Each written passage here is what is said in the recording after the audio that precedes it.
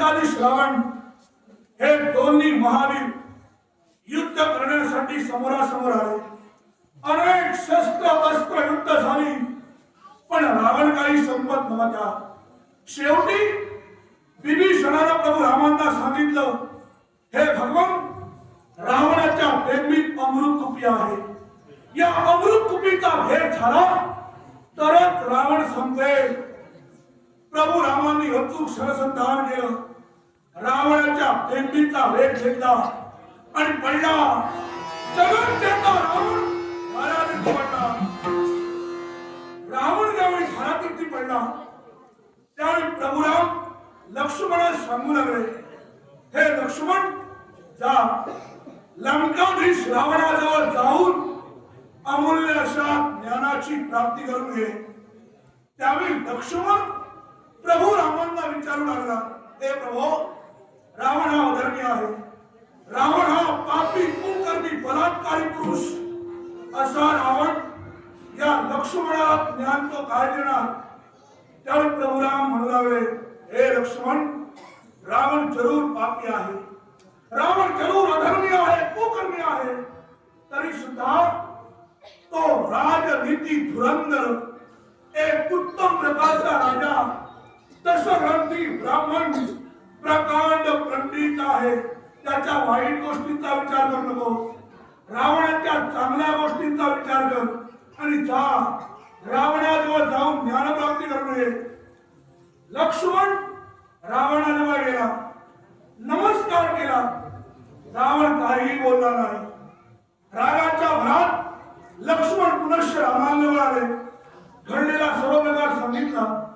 त्यावेळी प्रभू रामांनी लक्ष्मणास प्रश्न विचारला, मला सांग, ज्ञान प्राप्त करून घेण्यासाठी ज्यावेळी तू रावणाजवळ गेलास त्यावेळी कुठं उभा होतास? लक्ष्मण म्हणाला, मी रावणाच्या मस्तकाजवळ उभा होतो. प्रभू राम म्हणाले, हेच तुझं चुकलं. ज्ञान देणारा हा गुरु असतो आणि ज्ञान ग्रहण करणारा शिष्य. शिष्यानं ज्ञान प्राप्त करून घेतेवेळी गुरुच्या मस्तकाजवळ नाही, गुरुच्या पायाजवळ राहायला हवंय. लक्ष्मणाची चूक लक्षात आली. मरणासन्न अवस्थेत असणाऱ्या रावणाच्या पायाजवळ तो उभा राहिला. त्यावेळी धारातीर्थी पडलेला रावण बोलू लागला. अनेक महत्वाच्या गोष्टी त्याने लक्ष्मणाला सांगितल्या. त्यातल्या 3 महत्वाच्या गोष्टी आज मी तुम्हाला सांगणार आहे.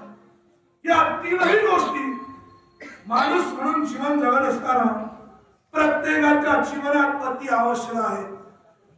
ज्या 3 गोष्टी रावणाने लक्ष्मणाला सांगितल्या त्यातली पहिली गोष्ट, अशुभ कार्य करायचं नाही आणि शुभ कार्य करायला वेळ लावायची नाही. ही चूक रावणाने केली. सीतामाईचं चौर्य कर्म करणं हे अशुभ काम रावणाकरवी घडलं आणि प्रभू रामांना शरण येणं या शुभ कामासाठी रावणाला वेळ लावला, म्हणून तो धरातीर्थी पडला. दुसरी महत्वाची गोष्ट, शत्रूला कधीही कमी समजायचं नाही. ही चूक रावणाने केली. रावणाने काय विचार केला? रामासमवेत ही माकडं आहे, ही माकडं माझं काय आपल्यावरती, या भ्रमात रावण राहिला. शेवटी अखंड कपिशनेनं रावणाच्या सैन्यावर धूळ चालली.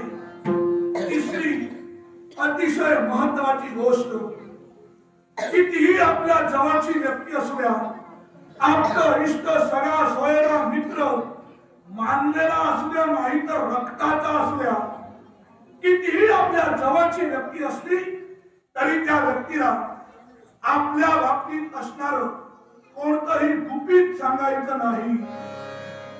ही चूक रावणाने केली.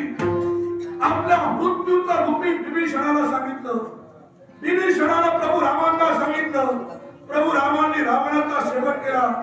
अशा अनेक महत्वाच्या गोष्टी सांगून रावणाला देह ठेवला. सीतामाईची मुक्ता झाली. प्रभू राम अयोध्येत आले. प्रभू राम राजा झाल्यानंतर त्यांच्या जीवनात पुढे काय काय घडलं हे उद्याच्या दिवशी मी तुम्हाला सांगणार आहे. त्यामुळे या ठिकाणी याच वेळी सर्वांनी उद्या सुद्धा उपस्थित राहायचं आहे आणि उर्वरित रामकथेचा आस्वाद घ्यायचा आहे. पण आजच्या कथेचा शेवट रामनामस्मरणानं माझ्या समवेत तुम्ही सर्वांनी करायचं आहे. हे रामनामस्मरण कशासाठी?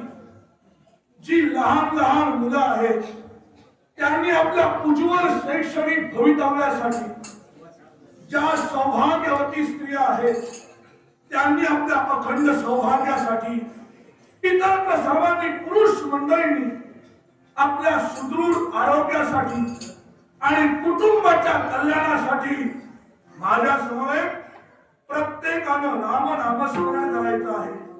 पण हे नामस्मरण करताना नाद ब्रह्म निर्माण होण्यासाठी प्रत्येकानं टाळी वाजवणं फार महत्वाचं आहे. आणि ज्यावेळी टाळी वाजवून आपण नाद निर्माण करू, या पवित्र नादातून जो नाद निर्माण होईल तो पवित्र नाद कोणता? नादातून या नाद निर्मित होते.